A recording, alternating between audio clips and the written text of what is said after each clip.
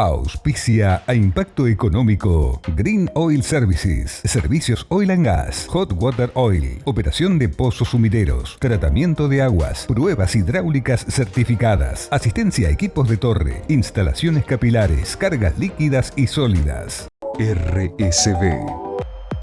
Segundo bloque de Impacto Económico.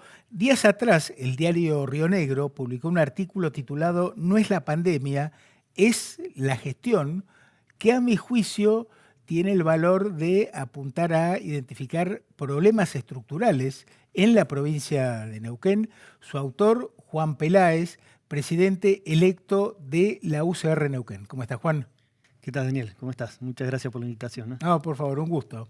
Bueno, me gustaría ir citando algunos párrafos del artículo como para darte pie a ampliar los conceptos.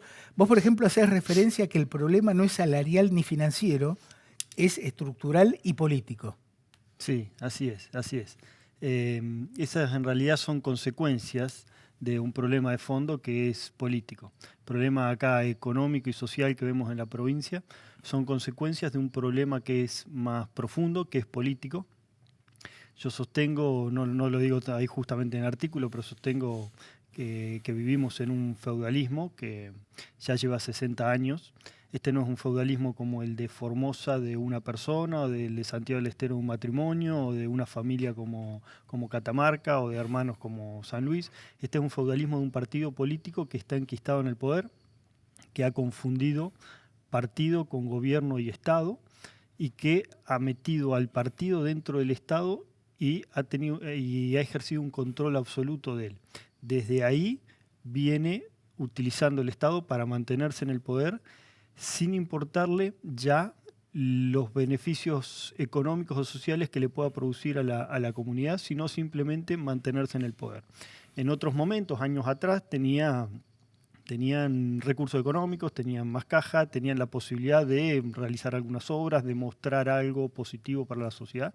Eso ya se acabó. Lo único que está quedando es esa, que también un poco lo digo en el artículo, queda una sociedad ya de un funcionariado del partido gobernante con también un sindicalismo que hace que sean socios, ¿no? Dos caras de la misma moneda que lo único que buscan es mantener el poder para mantener un statu quo que los beneficia.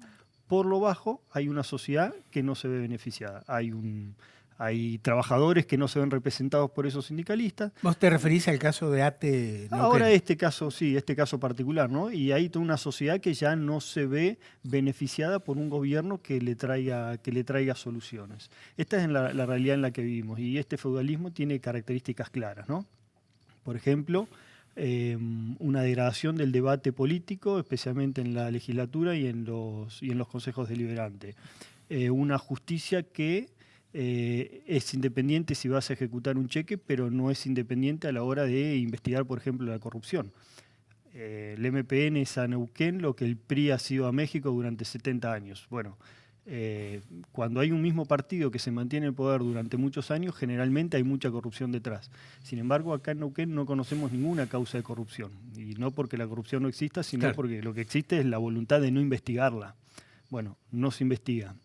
Después tenemos un sistema electoral que es tramposo. Si uno dice, a ver... ¿Por qué decís tramposo? Porque está armado desde el poder, desde el MPN, para mantenerse en el poder. Por ejemplo, desde que no exista un balotaje en una constitución, cuando en muchas provincias y a nivel nacional existe el balotaje como un sistema más sano y que le da más legitimidad al que gana. Además existe este sistema de colectoras que lo que posibilita es que el partido provincial atomice en una serie de otros partidos a la oposición, y por otro lado genera un marco de colectoras que le es beneficioso a ellos. Entonces aparece como un sistema pluripartidista en los papeles, pero en realidad existe un unicato porque todos esos partidos terminan reportando al mismo partido. Eso se ve cuando son las elecciones a los ejecutivos, no a las elecciones intermedias. Entonces vemos que en la última elección Guaido gana con 14 colectoras. 14 colectoras a las que después hay que pagarles. No son partidos políticos. Fíjate que todo el mundo utiliza el término colectora, que debería ser un término peyorativo, Claro. porque no hay una doctrina Claro. detrás, no hay valores, Sí, principios, sí, no hay, una tradición, no hay una nada, trayectoria. no hay nada, no hay una fe doctrinaria detrás de eso, es simplemente una pyme. Que lo único que tiene que hacer es colectar votos y después se le paga con puestos. Entonces llega Gaido al municipio y mete 600 empleados. Claro. Y así es como va creciendo toda la planta pública. Sí, sí, y a nivel Y provincial. ahí lo es donde mismo. empezamos a ver estas consecuencias, que es lo que ya vemos en el que lo pongo en el artículo, ¿no? Tenemos más de 80.000 empleados públicos y solamente 25.000 empleados privados más.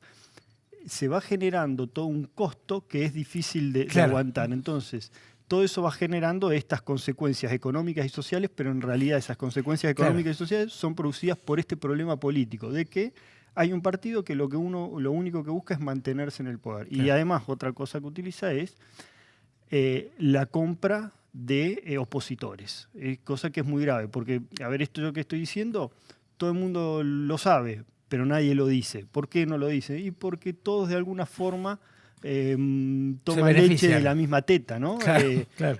Bueno, nosotros que yo como radicalismo esto vemos con mucha preocupación. Tenemos en el Consejo Deliberante 3 concejales y hay un concejal que responde directamente a Gaido.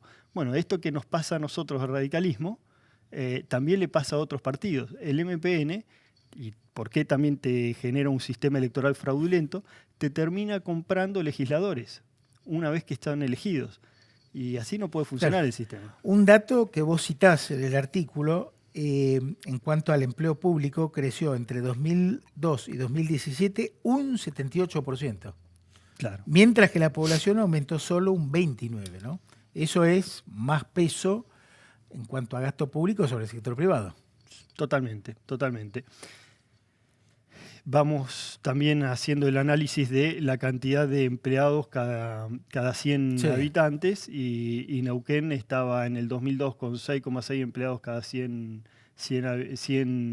habitantes y ahora en 9 en el 2017. Eso también demuestra el crecimiento tremendo de la cantidad Claro, de empleados públicos. claro. Y cuando vemos que a nivel nacional existe un promedio de 51 empleados cada 1.000 habitantes, en Neuquén tenemos un promedio de 105. Claro. Es la segunda provincia con mayor cantidad de empleo público del país. La primera es Tierra del Fuego y es algo lógico porque es una provincia muy chiquita, entonces es lógico que además, hasta por razones geopolíticas, que desde la década del 70 que viene con ese proteccionismo especial, que tenga ese crecimiento de la planta pública, ¿no?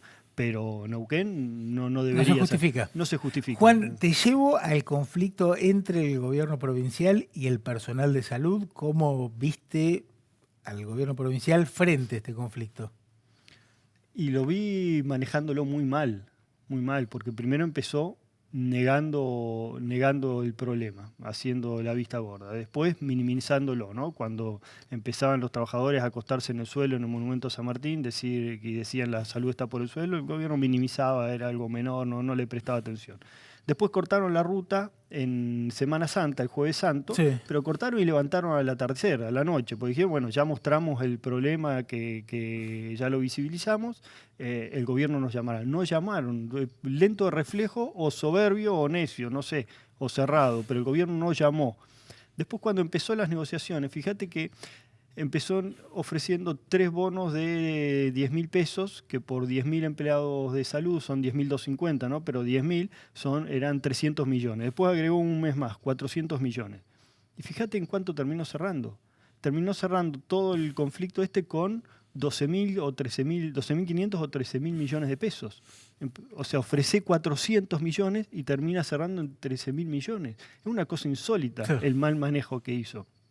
¿Y cómo va a afrontar eso?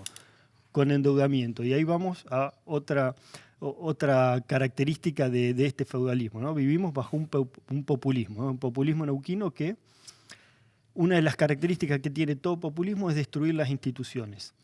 Vamos ahora a probar, a ver cómo se aprueba un endeudamiento que no está autorizado por la Constitución. Porque es para financiar gasto corriente. La Constitución claramente establece que no se puede autorizar endeudamientos para gastos corrientes. Bueno, vamos a ver cómo el Ejecutivo ahora le manda al Legislativo un proyecto de ley para que le autorice un endeudamiento vamos a ver cómo los diputados autorizan ese endeudamiento en violación de la Constitución y también vamos a ver cómo la justicia, los jueces y los fiscales se hacen los distraídos. Bueno, así funciona este sistema en Neuquén. Así funciona este feudalismo y el populismo neuquino. Se va a violar la Constitución y nadie va a decir nada. Vos en tu artículo haces referencia a que el gobierno recurrió al apoyo de cámaras empresariales amigas. Sí, claro. ¿Cómo que sí. ves esa relación entre cámaras y gobierno? Bueno, ¿Y a cuáles cámaras te referís? Las que participaron en esa reunión de la residencia de la costa, ¿no? Que fue el FEN, ACIPAN, pero esto es también una consecuencia de una provincia que no tiene proyectos de desarrollo productivo. Claro. Discúlpame, vos haces referencia a FECENE, la Federación sí. de Cámaras Energéticas. Sí. Okay. Bueno, Edgardo Philip estaba y González de ACIPAN, que, a ver, tengo el mayor respeto, ¿no? por ellos, como también están los sindicalistas privados, sindicalistas de sindicatos privados. El mayor respeto. A lo que voy es que en esta provincia, al no generarse empleo privado, todos terminamos dependiendo de alguna forma del Estado. A todo el mundo en algún punto le aprieta el zapato. Entonces, al no haber generación de empleo, todos pasan a depender del Estado, todos pasan a tener cierto temor y todos de alguna forma tienen que responder a los lineamientos que se fijan desde el poder. Esa reunión fue convocada porque el gobernador, fracasadas las negociaciones en el Ministerio Público Fiscal, optó por una estrategia de confrontación. Entonces, con la estrategia de confrontación fue a decir que las fuerzas vivas, las cámaras empresariales, los sindicatos privados, después aparece Pereira con que vamos a ir 30.000 empleados a darles una lección, a decirle cómo se tienen que hacer los reclamos, etc. Las cámaras empresariales y sindicatos empiezan a ponerse empiezan a ser puestos desde el poder en una función de confrontación con los trabajadores de salud, cuando debía ser el gobernador el que se sentara al diálogo con los trabajadores de salud para solucionar el conflicto. Pero bueno, así es como funciona esta provincia, ¿eh? Y es un funcionamiento claramente irregular. Claro. Ahora, entiendo por lo que vos planteás que es clave generar una oposición competitiva que sea una alternativa superadora, ¿no? O sea, ¿qué es lo que ha venido faltando en Neuquén todos estos años? Absolutamente, sí. Si vos me decís, para sintetizar en una frase cuál es la función o la misión que tiene que tener la Unión Cívica Radical de Neuquén, es ser alternativa al poder en Neuquén, ser alternativa real al MPN en Neuquén. Sola no lo puede hacer, hay que hacerlo con otras fuerzas opositoras. Esa es nuestra misión. O sea, vos planteás de consolidar la alianza, digamos, de Juntos por el Cambio. Sí, por cierto, sí. En ese marco y a ver, acá, si hacemos este razonamiento de que en Neuquén existe un poder hegemónico, por un lado, concentrado en el MPN, como en segundo lugar, que no existe alternancia en el poder hace muchísimos años, con todos los vicios que eso viene causando, bueno, la función de cualquier opositor serio o de partido serio tiene que ser generar la posibilidad de que exista alternancia. Que la gente, cuando entra al cuarto oscuro, tenga una posibilidad real de elegir, porque si no, la gente pasa a ser parte de una parodia electoral.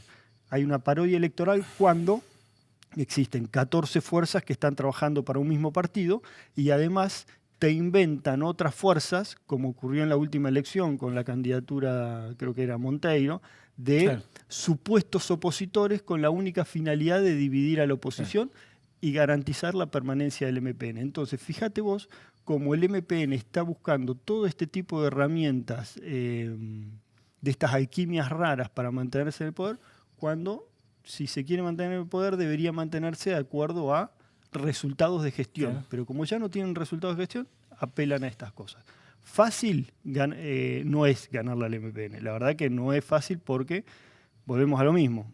Control absoluto del Estado, mucha manipulación de la propaganda y de la opinión pública, un uso y un abuso de la propaganda tanto en radial, televisiva, gráfica, redes sociales, una humillación y utilización de la gente necesitada, porque eso es una característica del populismo, ¿no? Es el chantaje de la gente necesitada, jugar con las emociones y las necesidades para para captarla. Sí. Entonces, hoy tenés, por ejemplo, que las instituciones de la asistencia social, que son importantes en muchos momentos, ¿no? Lo de los planes sociales para gente que está necesitada, bueno, hoy ya no funciona con gente que va a golpear la puerta del Estado y decir, che, tengo una necesidad, a ver cómo me ayudan, sino que es el Estado, a través de punteros, los que van a los barrios a decir, bueno, están estos planes que son, hoy por hoy son de 3.000 pesos, 4.000 pesos, y lo que piden a cambio es, bueno, tenés que compartir en tu estado de WhatsApp, en tu Facebook, en tus redes sociales, la candidatura de este candidato del MPN, ¿viste? Son cosas así, ¿no? Que lo vemos a diario, pero bueno, ya nadie se asombra, es como todo este despliegue publicitario que ha hecho Domínguez en violación de la ley, ¿no? Nadie pregunta, che, ¿de dónde sale toda esa plata? Nadie pregunta, porque ya está todo naturalizado. Entonces está naturalizado y no importa de dónde salga, lo que acá se sabe es que el MPN puede gastar la plata que quiera en esas campañas que nadie dice nada. Juan, gracias por tu participación. Continuaremos con estos temas porque es fundamental plantear problemas estructurales para que haya más posibilidad de identificar soluciones. Seguro, es así. Te agradezco la invitación y en síntesis sí, yo considero que es eso, ¿no? Acá hay problemas que son estructurales que los tenemos que identificar, que lamentablemente acá tenemos este problema tan grave que es el del feudalismo y el populismo, y que hasta que no ataquemos ese problema en sí, no vamos a poder darle solución a todos los demás problemas estos económicos y sociales que venimos planteando. Muchas gracias. Como siempre planteamos, cuando hay temas controversiales está disponible el derecho a réplica. Este es un espacio abierto de ideas, propuestas y debate. Pausa en el próximo bloque, el programa Naves, una iniciativa para impulsar la actividad emprendedora. Ya venimos.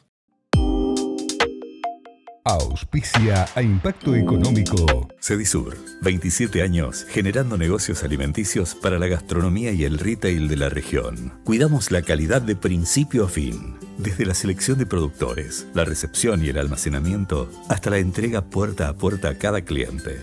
Cedisur, negocios alimenticios en Río Negro y Neuquén. www.cedisur.com.ar. Somos un equipo de empresas que colaboran entre sí para generar soluciones de ingeniería, tecnología de la información, inspección de obras, capacitación y management. Cluster CIAR, el equipo que lo hace posible.